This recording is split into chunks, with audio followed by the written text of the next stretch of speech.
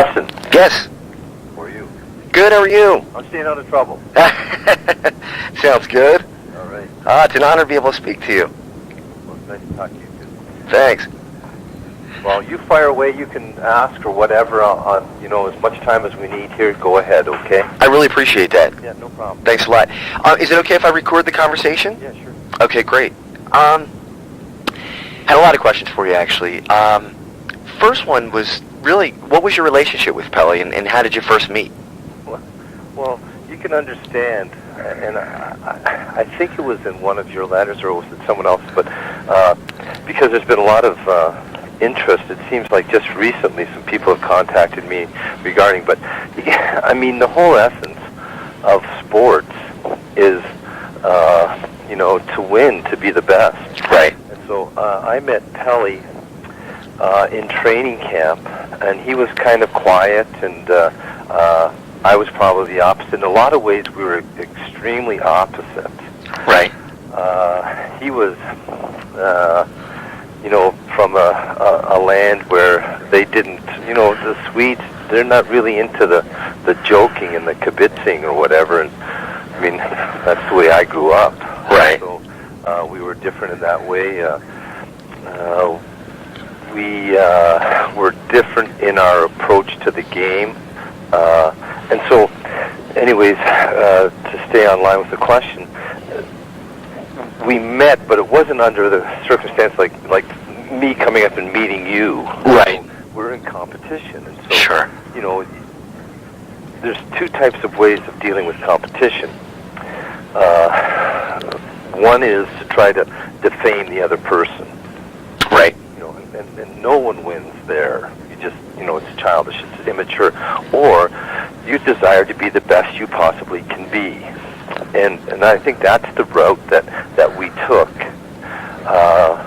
In fact, the year prior to him, there was three of us, and we played together for a little bit in Maine. And I was coming out of the IHL where we had won the championship, and right. He had done extremely well that year in the American League, and they had gone to the finals, and he'd really carried the team. So, they were definitely making room for him up in the big club. Right. And he went to the big club, and now I shouldered the load. The following year, he got hurt playing the Russians. Right, when he got kicked in the wrist, right? Yeah, he hurt his wrist somehow, and so the next day I got called up, and so it's just, and that's the nature of the game right there, just everybody's in this line, Right. And so we came in, now he's injured and I came in, and, we had a great team, a great team. It's kind of like, and I'm not saying that we didn't do well. We first of all had probably, to me, the most knowledgeable goalie coach you could possibly have, Jacques Plante.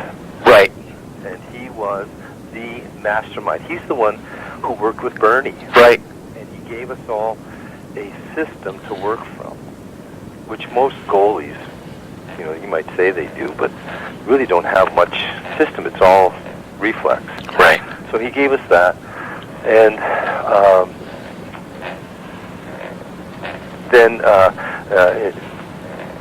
so we're together here, and there's competition, and Pelle's coming back, and we both play, but probably neither one of us, where we played well, and they shaved our heads. Yeah, I know. And, which is something to me. Hey, that was just a normal part of the game. At that time, yeah. Yeah, I mean, I just, because that was my personality. But it really hit him hard. And I remember us being back at the hotel after, right, Los Angeles. Right. He had rented a convertible car, and I mean, him sitting with a napkin kind of tied at all four corners on his head because he really didn't appreciate that they had shaved our heads. Really. And that's where... That was near the All-Star game that year, right? When Right, it was just before the All-Star game. He was a poor kid. I mean, you got to understand, it's a different culture, man, than what we've been raised in. I mean, we look forward as guys from North America, we look forward to being initiated. Right. Because you think, that was your rite of passage. Right. But not with him. And it really hit him hard. Wow. And I remember, at that time, Bob McCammon was, our coach. Right. And he brought us in. We were all on the ice. It was the weirdest thing. He brought us into what was referred to in our old practice rink over at the Penn rink. Yeah. And he brought us all in there. And we were already skating all around. And he said, you guys are really, idiots and all this and that. And we didn't know what he was talking about. And the whole team. And he said, you got 2 rookie goalies standing on their head for you. And what do? You go and shave their heads. He said, no. He said, and this is what McCammon said, I remember. He said, you've ruined Lindbergh for the rest of the year. And we're just lucky that Froese doesn't have a brain. And that was McCammon's way of trying to, I guess he was trying to deal with the situation in the best way he knew how. Right. So. Well, and Pelle did have a rough rest of that year, right? That was the year he actually went down to Springfield. Also the next year. Yeah. You know what I mean? Yeah. But then when Mike Keenan came, now I'm going to tell you, whatever you want to say about Mike Keenan, I played my best hockey for Mike Keenan. Oh, your year was insane in '86. Right. But I'm going to tell you, was it always fun? No. Well, and guess what? I would have handled a lot more mature than I did. But Pelle played phenomenal. I mean, it's one thing to sit on the bench and to think you're better than the other guy and let me in. Right. But you never lose the competitive spirit. But there was a respect. It's just like when Hexie came. Right. But I know you want to talk about Pelle, but you respect these other guys. Well, that's part of the story too. That's part of your story. So, anyways, so I'll go back to. So, Pelle has kind of he struggles that year. Right. Really struggles. Right. And I think there's just a lot of things, but there was still unbelievable ability. Okay. So now we come and Mike Keenan comes in and he plays phenomenal. I mean, phenomenal. I mean, if you watch film from him, 84, 85.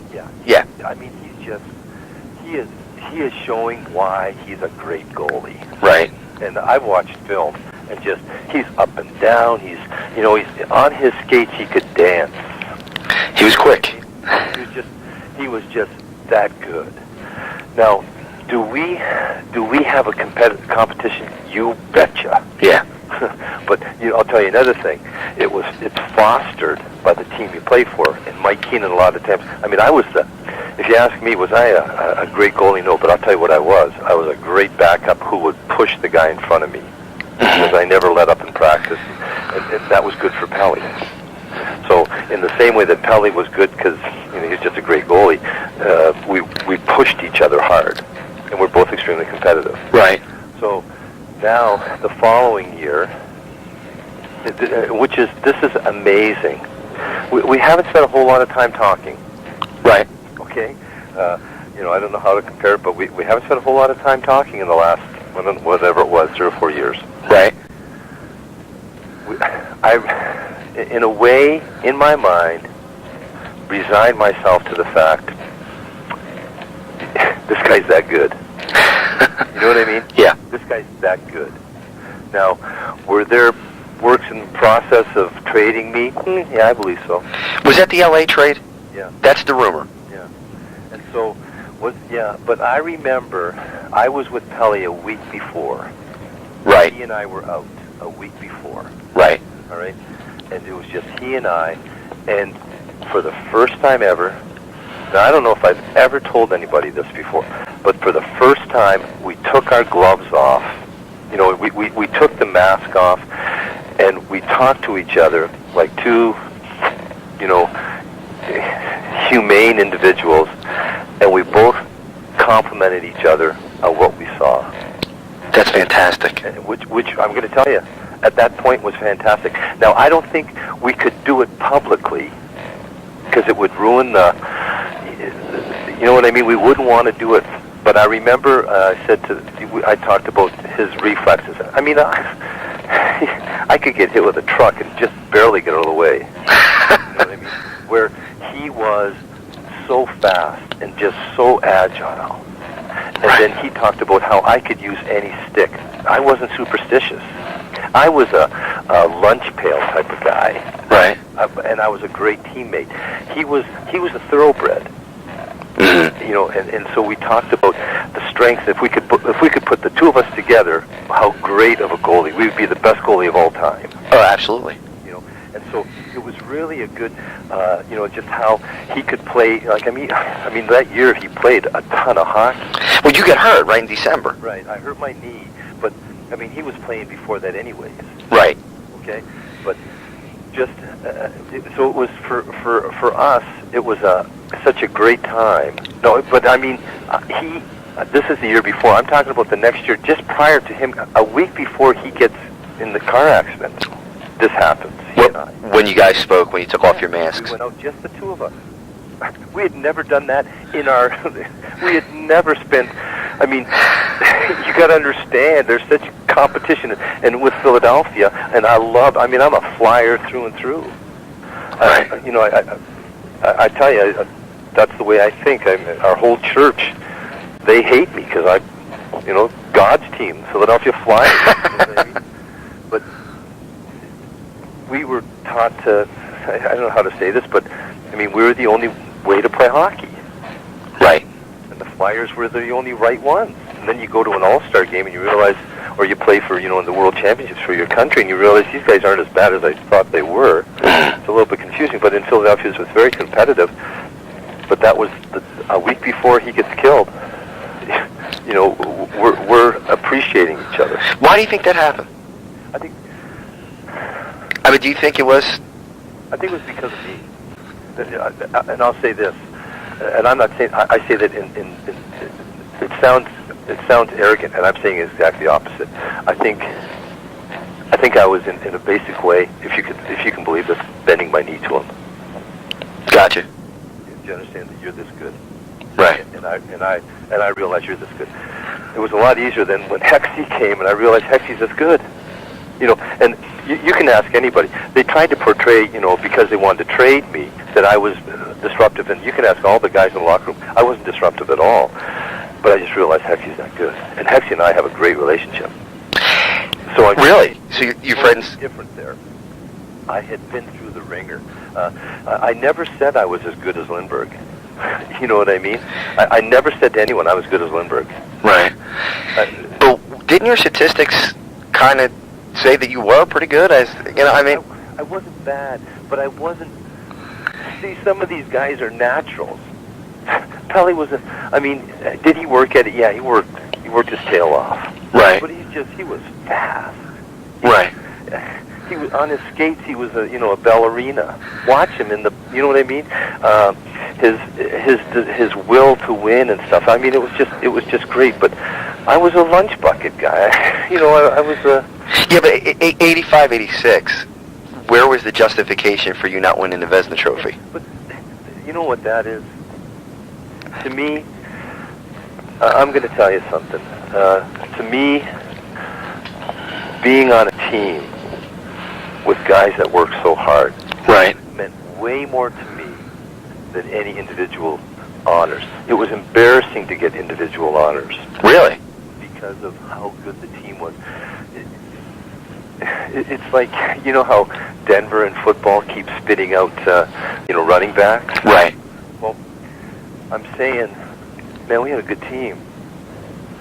We had a great team. We had guys. I had a guy named Brad Marsh who sometimes stopped as many shots as I did. I know. You know, we had Mark Cow who, he was phenomenal. Behind the net and say, all the way yourself, Howie.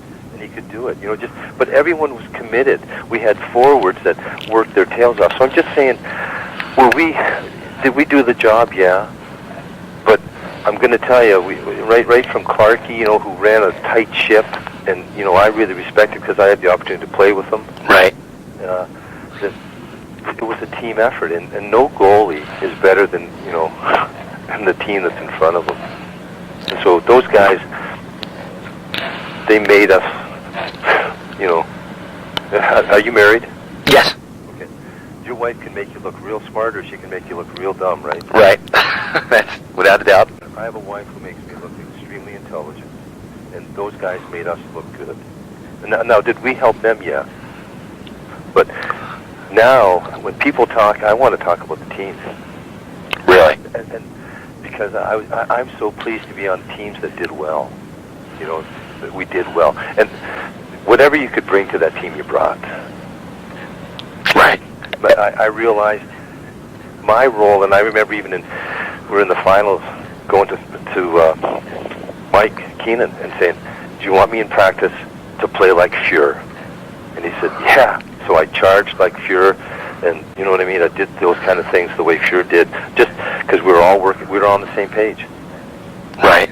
And I'm going to tell you one guy, like, you know, whatever you think, the guy who brought that, Clarkie. The work ethic.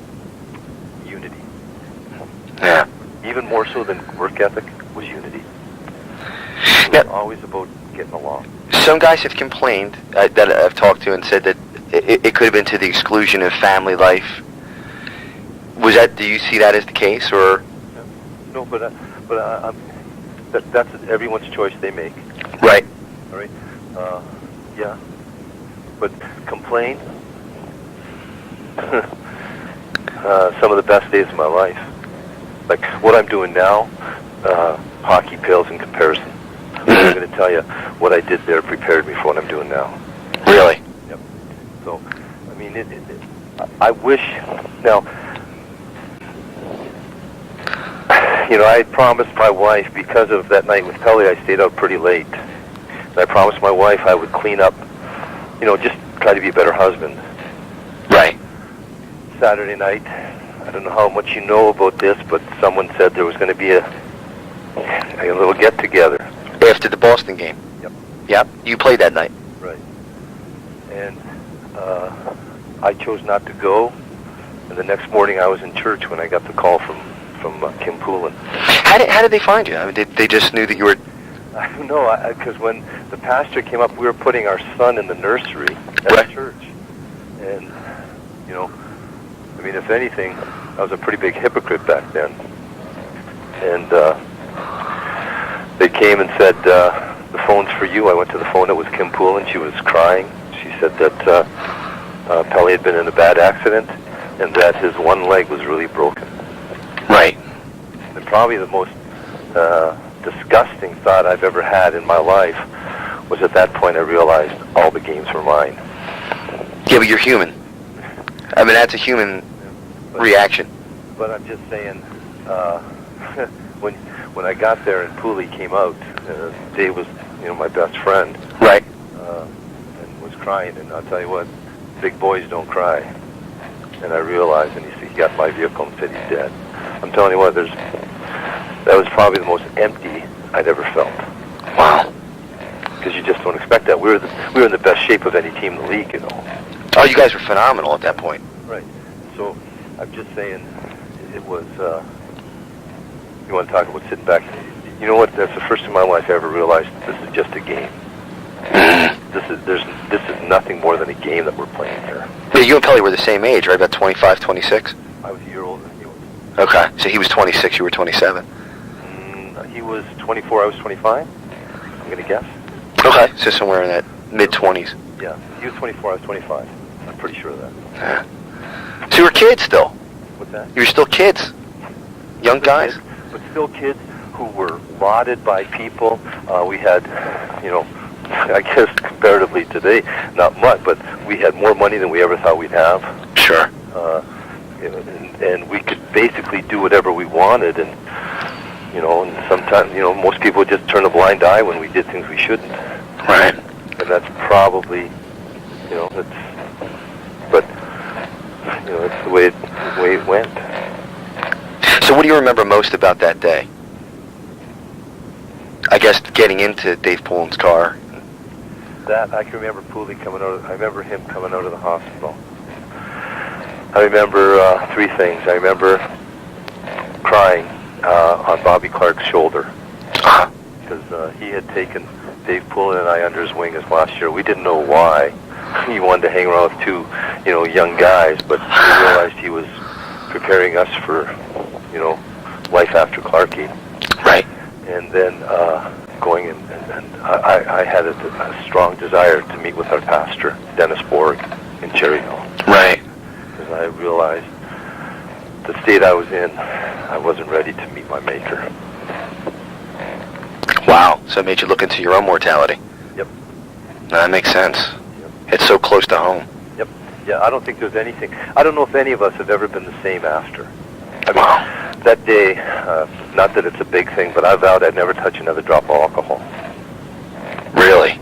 And not because we all did it. I mean, every one of us did it. Drank and drove? Yeah. And I don't care who they say. They're lying if they said they didn't.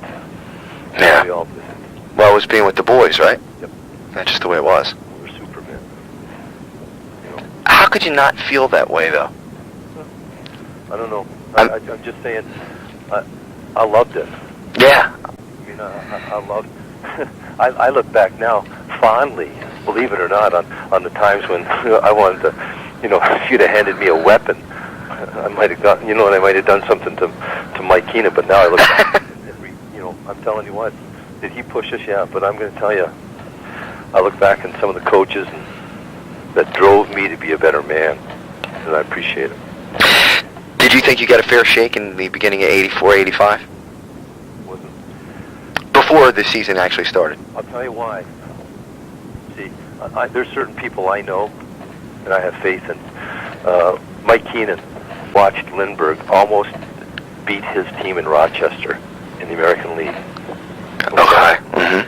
And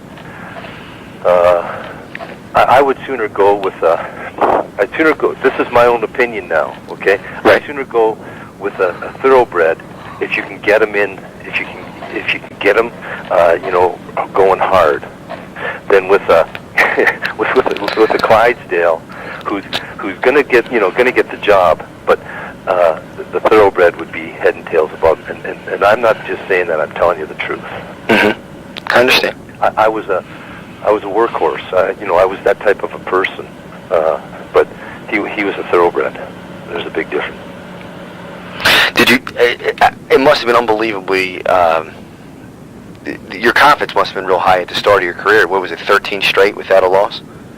Yeah, but I was on a good team. I wasn't fast enough to get out of the way.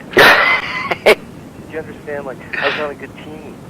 I often wondered what would happen. What kind of career would I have had if I came up with like New Jersey Devils or at that time or Winnipeg Jets? You know what I mean? But you think it would have been totally different? Yeah, I think without a doubt. Yeah. And goaltending is, I'm going to tell you, 90% confidence. How did your competition with John Van Beesbrook when you got traded to the Rangers differ than the competition with Pelle here? We're talking different cultures. Okay. Pelle was quiet. I think, you know, I never thought I was going to stay in New York that long. But I realized that part of my role was to just be a team guy. Okay. And that's what I brought. That's what I brought to the table there. Were you aggravated that they? I know you wanted, or at least they made it out that you wanted to be traded. When they sent you to the Rangers, were you disappointed because they already had Van Beesbrook? Yeah. I can't imagine you not being. Yeah, because I wanted to play. At that point, you know, I went from one Vezina Trophy winner to another. Right. All right. And so, but I'm going to tell you, I can look at that time and say, man, you know, victim and all this and that. But do you know what it taught me? Was to quit whining. You know, and to be a victor among, even in situations that don't, and I became, I would say, in the humility of not getting what I wanted, right, I became a better team player. And if you ask, I'll tell you what, if you ask any of the guys that I played with, that was always my strength. And if there's one thing I want to be known for going down through the years, is I was a team player. Yeah. If those guys needed me and depended on me, I'd be there. That's what Darren Jensen said. I spoke with him a couple weeks ago. A little midget. How was your relationship with him? Great. I mean, but think about it. Okay, FDR has just passed away or something like that, or some great, leaders just passed away, and you're filling his shoes. Right. And now, it's like, the one thing, when Bernie retired, the longer Bernie had been retired, he never made a mistake. He never let in a bad goal. That's right. Okay. Now here we're replacing a guy who just came off the best year of his life, and it's pretty tough. And sometimes you wanted to scream, "Hey, we never said we were better, but I'm telling you what, we're giving it everything we have." And you let up 241 goals that year as a team, which tied the year before. Right. So I mean, on paper, you really didn't have a slip. We're a good team. Yeah. We had a good team. I'm telling you, we had a good team. We had we had a unified team. Right. When I went from Philadelphia, if you saw one guy in need, man, you saw 10 guys from the Flyers there. We knew where everybody lived. We knew everybody's wives' names and their kids' names. When I got traded to New York, they didn't know where each other lived. Wow. So it was a huge, but I got to tell you, I mean, they made some trades and brought in some guys, but then they brought in a guy named Messier, and he changed all that. Yeah, he's I'd say Clarkie and him are two of the greatest leaders I've ever been around. Wow. And that's saying a lot, because you've been with a lot of great players. I mean, there's Poole and Prof, Kerr. I mean, that was Hal. And these guys were all great guys. I mean, great guys. But I'll tell you one thing.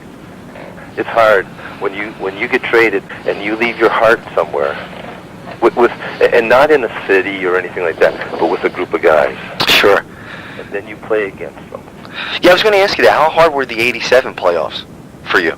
It was great. Ask the guys. I mean, ask Talkett about the shenanigans I'm playing in net, as and having fun, and those guys not being allowed to laugh. I'm telling you one thing. I had a blast playing against them. I love those guys. I mean, I love those guys, and I still do. Oh, that's fantastic. And so, are you trying to win? Yeah, you're trying to win. Right. In fact, you're trying all the more.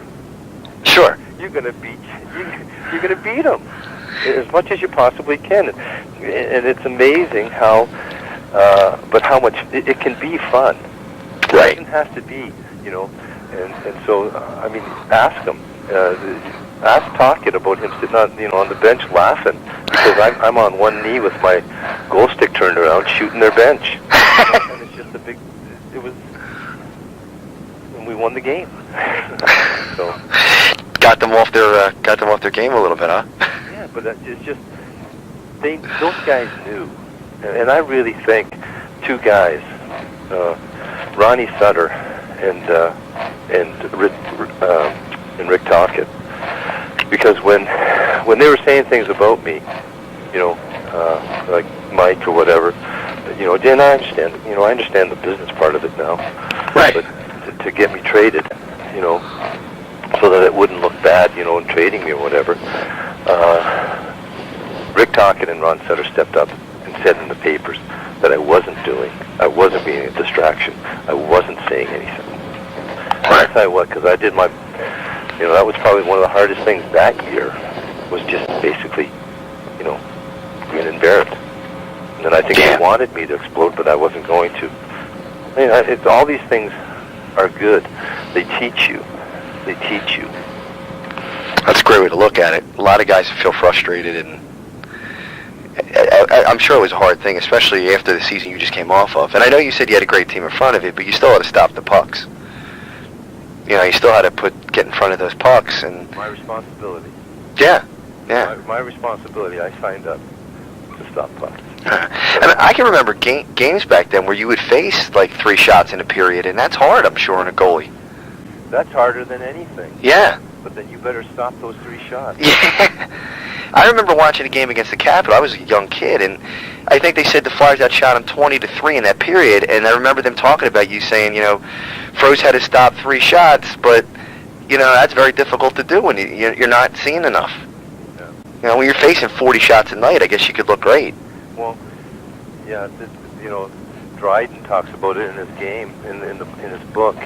But it's easier when you're facing, you have a chance to make one mistake. But on our team, we weren't allowed, or weren't, we didn't have that benefit of making mistakes. You stop the puck. Right. But I tell you what, it was pretty intense, and we had a great goalie, Bernie, who went before us and laid down the path. You know what I mean? How was your relationship with Bernie as compared to what it was with Pelle? I mean, they were buddies, right? No, not really. I mean, no, I mean, I never saw that. Bernie that wasn't his strength. You know what I mean? Really? Jock was the one. Okay. Jock was the one that we went to, like a little boy going to Grandpa, to teach him how.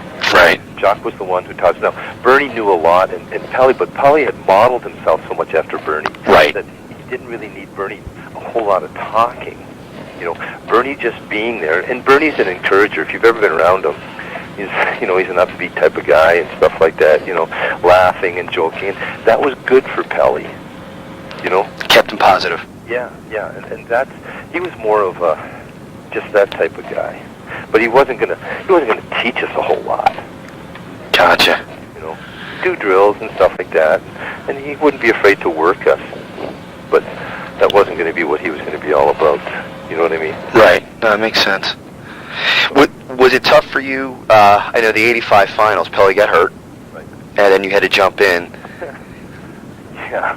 How's that one? Well, but you had a ton of injuries on that team. Yep. Everybody was hurt. Yep. So it was, like you said, a team. It definitely, the team was really depleted. Was it a personal embarrassment? Yep. Really, you think so? But you know what? I signed up to play goal. Right. I signed up to stop the puck. Did I want to do well? You want to believe it. Did we get smoked? What was the final score? 8-2? 8-3. 8-3.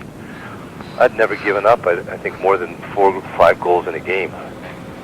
In my career there. And I'm telling you what, I gave up 4 in the first period, I believe. Yeah, I don't remember. And I tell you what, you learn though. You learn. You took that as a personal defeat. Because here's how I'll explain it to you. I had within my wallet. Now you have to understand, I'm not drinking. Okay? On the plane ride home, I had in my wallet a letter from my wife. Right. Right? It talked about how much she loved me, in spite of any hockey escapades. We met when we were 16, so I must have read that letter. I don't know. I sat, by myself. The guys were drinking, and I wasn't. And I sat by myself. I must have read that letter. I don't know, that love letter from my wife 25 times on the way home. That's great. So, only because, see, it's when things don't go well, who do you reach for? And who you reach for and what you reach for in that instance says a lot about who you are. Right. But I was glad to get home, and the sour thing is when the year ends in that way, and that, and you have all summer to do a lot of explaining. Yeah, I guess that is tough. Yep. Which leads to the next season, the 86 playoffs. What happened? Yeah. Well, I tell you, a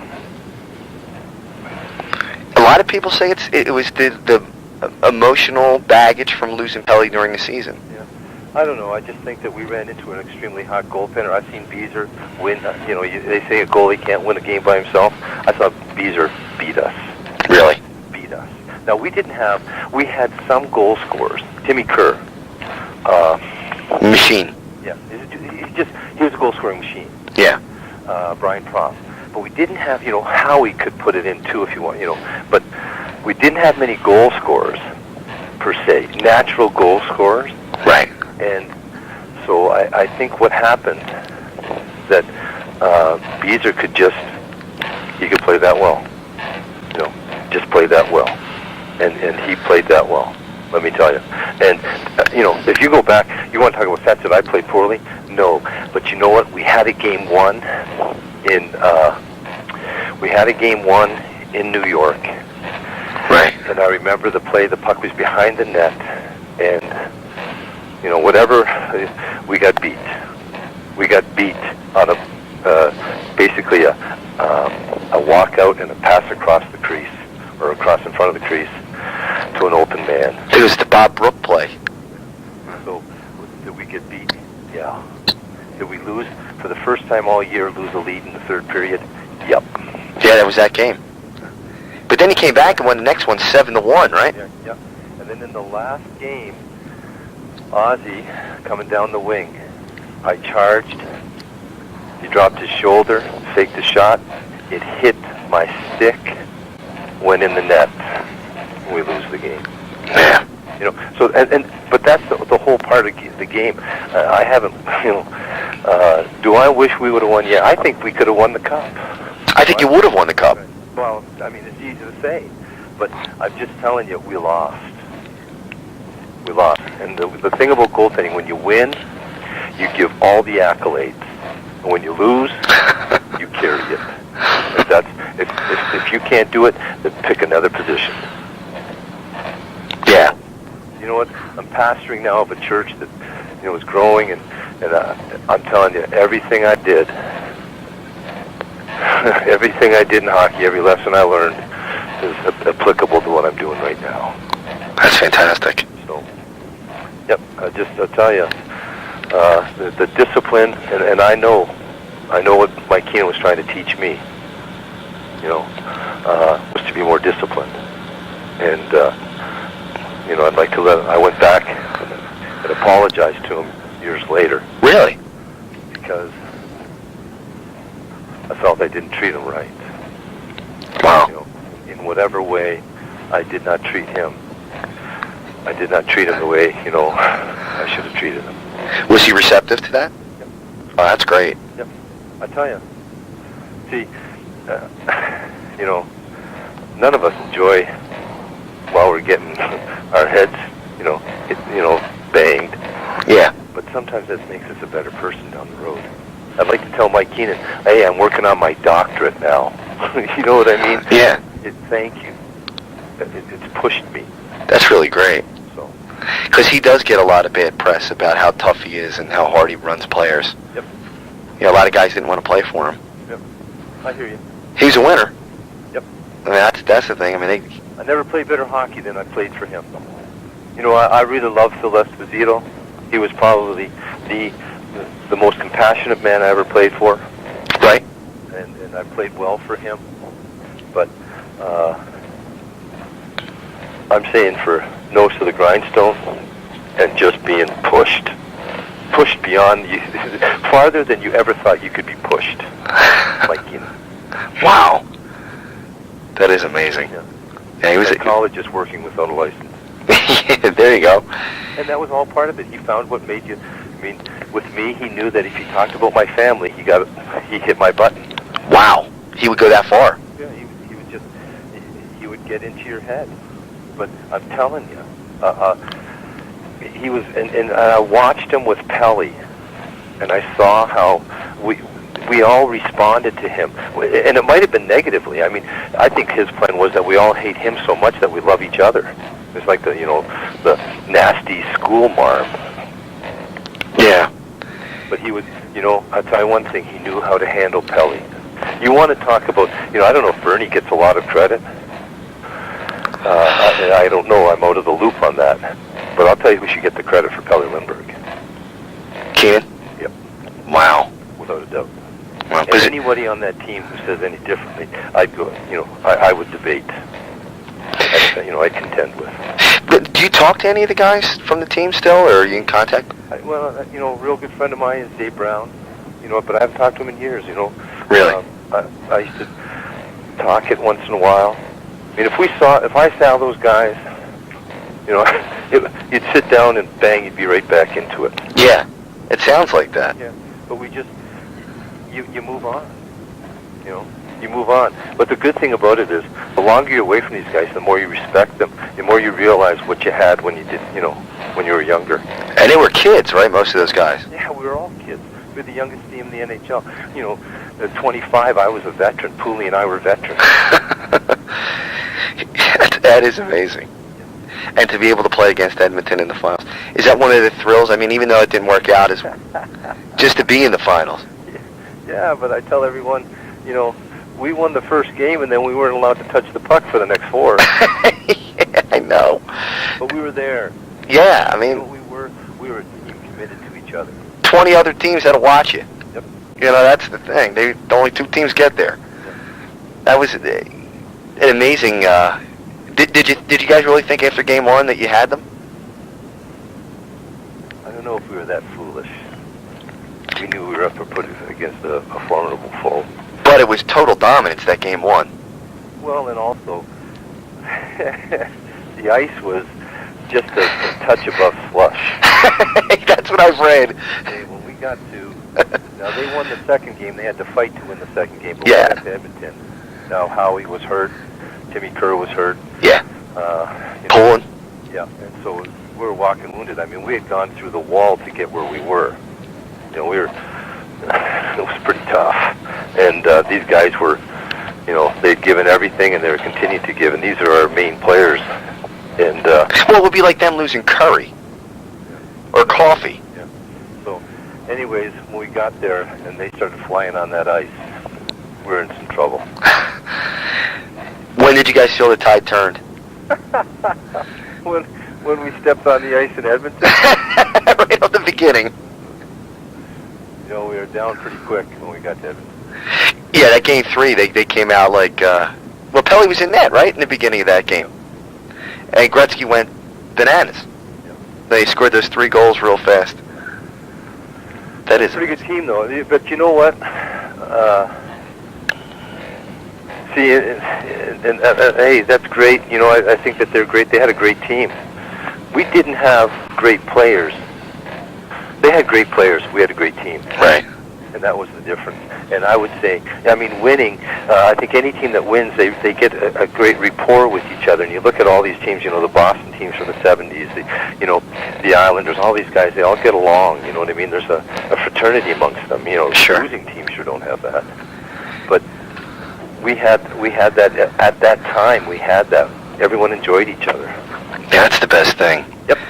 Yeah, that's something that made it so appealing as a fan to look at. Right. You know, as a 10-year-old kid, I remember watching that and thinking, man, I would love to be a part of something like that.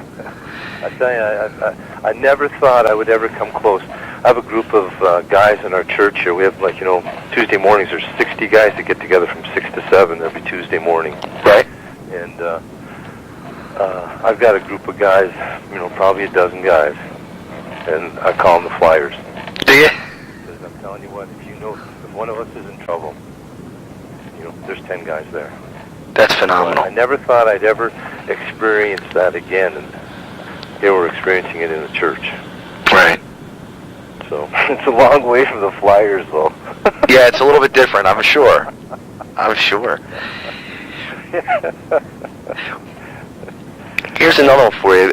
As far as the backup goaltending situation went, when they traded for Chico Resch, was that a help to you to bring in a veteran, or did you miss Darren Jensen being there?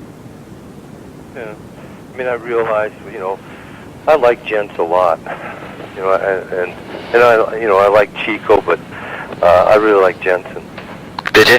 Yeah, and we had a good rapport together. I think the problem is that we got along too well.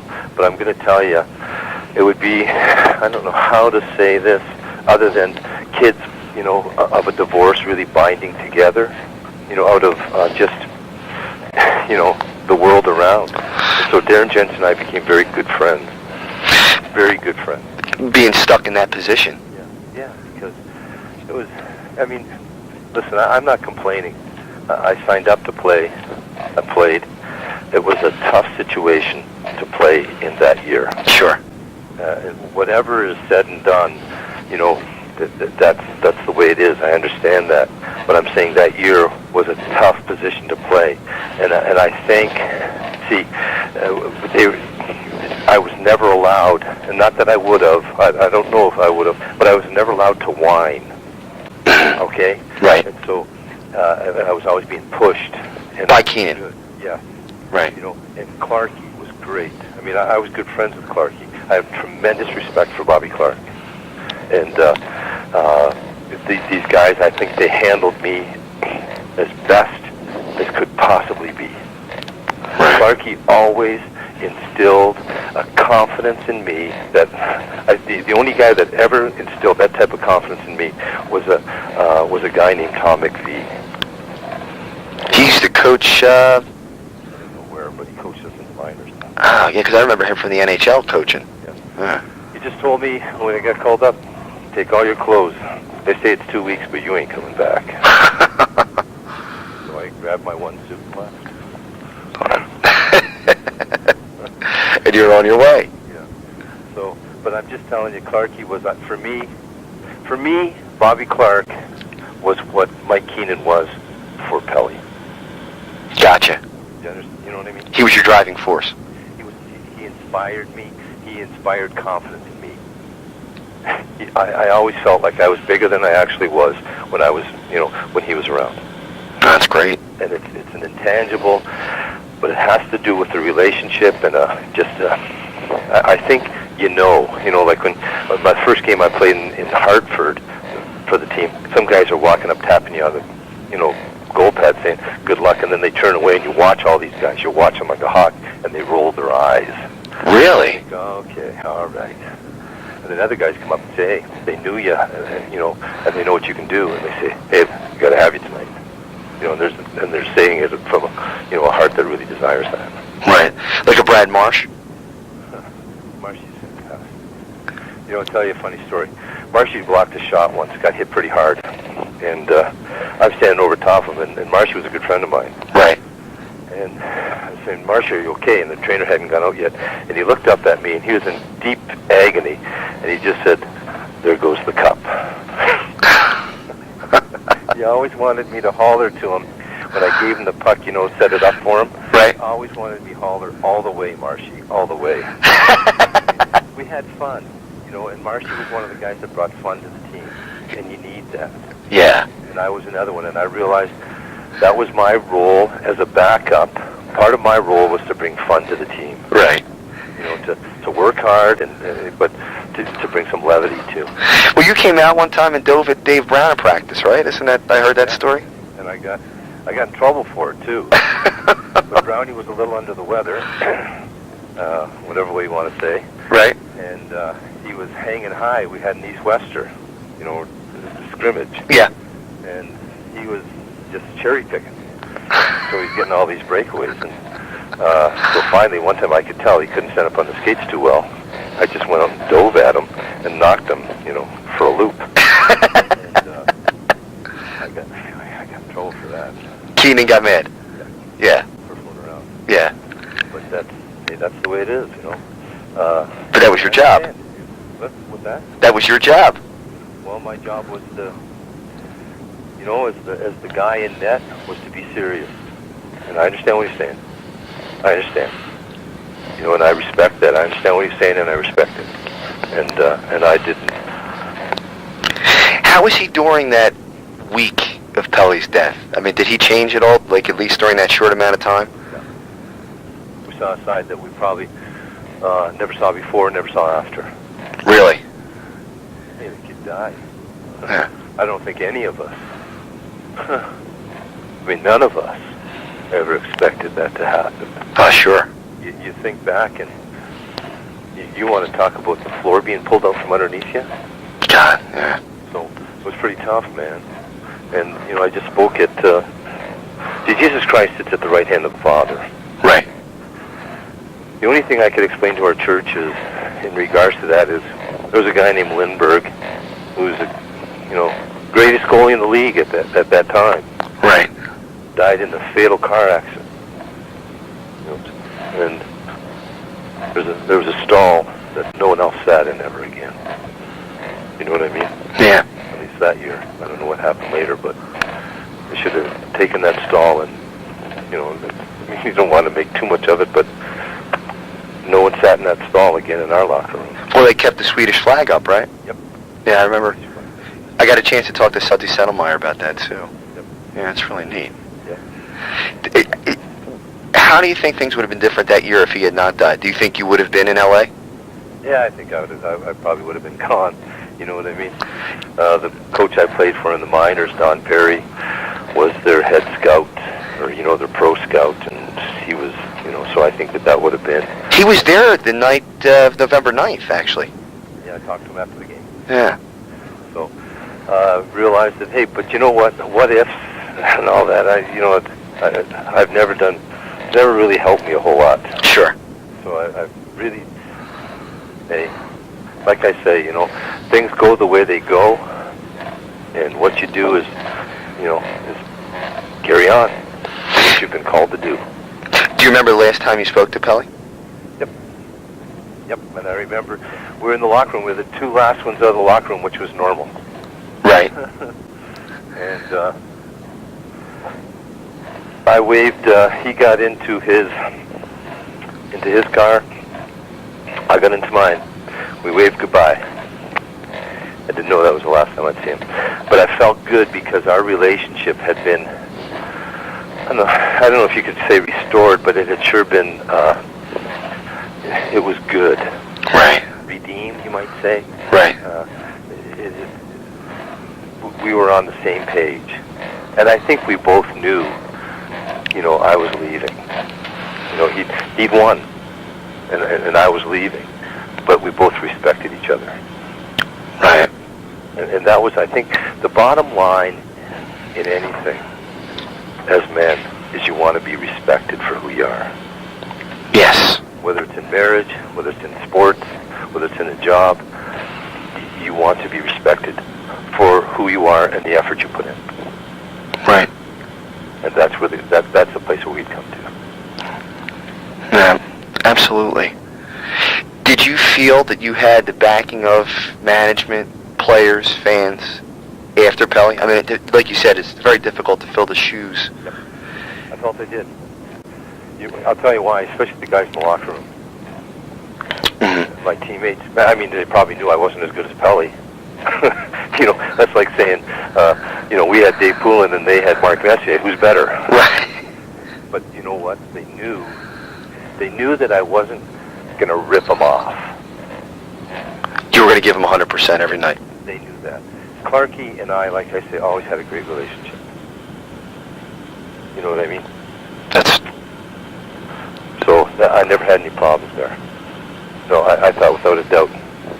You know, I'm sure there's some people who thought differently, but they didn't come up to me and tell me. So I never went looking for it. No, of course not, yeah. No, I agree with that. It was, you know, I felt, hey, listen, it wasn't so much the name on the back, it was the flyer on the front. And that's who I was loyal to. That's great. Do you think that NHL has the same loyalty, or even pro sports in general, or do you think that's something of the past? Justin, I think money ruins a lot of things. I agree with you. I still remember, you know, I'll tell you this. You tell me, you give me amnesia, you give us all amnesia. Take the, you know, the agents, nothing personal, or the accountants out of the game, and you tell us you're going to pay us a normal working man's wage to play a kid's game, we'll be tickled pink. Tickled pink. And so I think when money enters in, see, if someone was carrying a briefcase back in the 80s, they had a peanut butter and jelly sandwich in it. Right. You know, maybe a copy of Mad Magazine. Now today, you know, I played with Lindy Ruff in New York, and he's a coach here in Buffalo. It's a different game. Right. And the players don't have half as much fun as we did.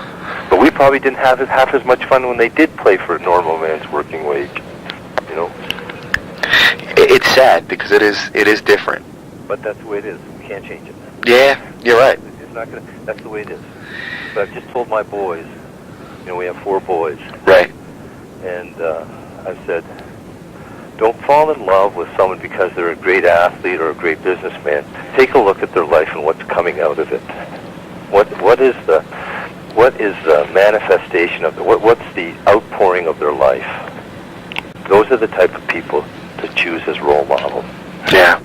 So, and that's, I guess if what would I want? I'd want to be if I was to be an athlete, I want to be a good role model and a hard worker. And I think those two work together. And that's what you did. Yep. So you got a chance to live that. Yep. And I'll tell you what, I don't know if you remember the movie Broadcast News, William Hurt? I don't. Okay, well, in it, I'm showing my age now. In it, he says, what do you do when your life exceeds your wildest dreams? And the other fellow says to him, you keep it to yourself. And I'm going to tell you, to play, I've often said this, to step on the ice in a regular season game with a Philadelphia Flyers jersey on and your name on the back sewn in, not Velcroed in, right, sewn in, and you're the starting goalie. Come on. Great. You can't beat that with a stick. That's got to be the greatest thing in the world. Do you ever look at it like, I'm just curious, as a former Flyer, a former pro athlete, how many kids would give their right arm to be in that position? I mean, that's just, I know me. I'm going to tell you something. My wife and I never got over the fact of how we were blessed, and I use that word not as materially, but just to live the life that we got to lead. You know what I mean? To lead that life, and to enjoy that, and to live out a boyhood dream. And for me, it was a boyhood dream. But she knew that I was doing something that I loved. Right. That there was no greater passion than that. And so, for us to get that and to enjoy that together was just phenomenal. That is great. I'm telling you, it was. I can't tell you. And so that's why now, to look back and think, man, but I go to games and I stand behind the net and I'm like, oh, I can't believe I did that.